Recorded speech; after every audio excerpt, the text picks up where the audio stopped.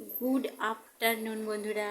আজকে মহালয়া, তো আজকে পিতৃপক্ষের হচ্ছে অবসান আর মাতৃপক্ষের হচ্ছে সূচনা। তো আজকে মহালয়া, আমাদের বাড়িতে আজকে নিরামিষ। তো রান্না হচ্ছে টমেটোর চাটনি, আর তার সঙ্গে হচ্ছে হলো গিয়ে তোমার গরম গরম খিচুড়ি। এই দেখো বন্ধুরা, কালারটা কেমন হচ্ছে একটু বলবে। হচ্ছে গরম গরম সবজি দিয়ে পাঁচমিশালি খিচুড়ি, আর খিচুড়ি হবে আর সঙ্গে হবে একটু ভাজা হালকা করে, আর চাটনি। ব্যাস এতটুকুই।